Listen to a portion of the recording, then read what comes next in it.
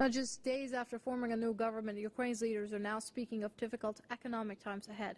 Prime Minister-designate Arseniy Yatsenyuk says economy is on the brink of disaster and that the new government may resort to extremely unpopular measures.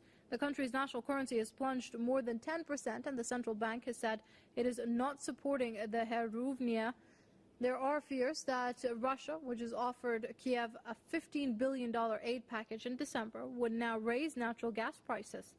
Meanwhile, Russia sends troops to its borders with Ukraine. The U.S. Secretary of State has warned Moscow against any intervention in Ukraine. John Kerry said that Russia should not see the recent events in the framework of the continuation of the Cold War.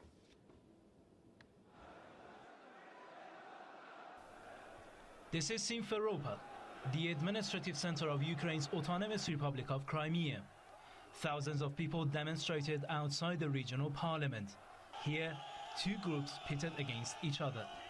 Majority Russian speakers who favor Russia, and Muslim Crimean Tatars who back Ukraine's new Western-backed leadership.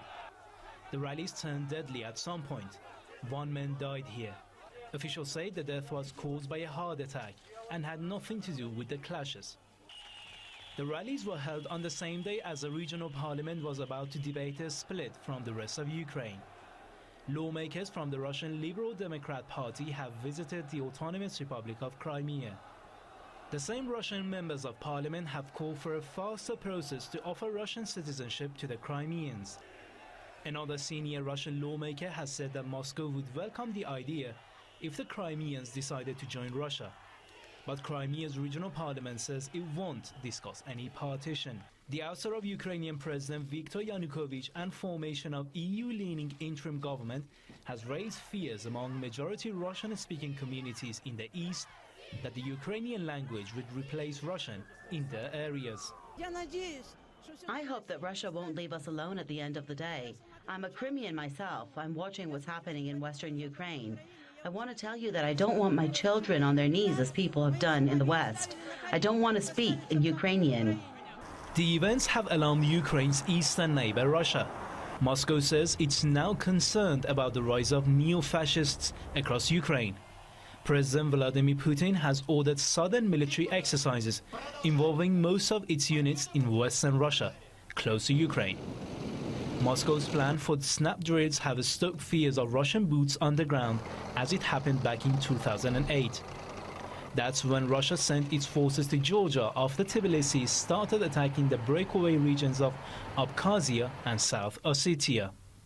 Kremlin, however, has ruled out any possibility of intervention.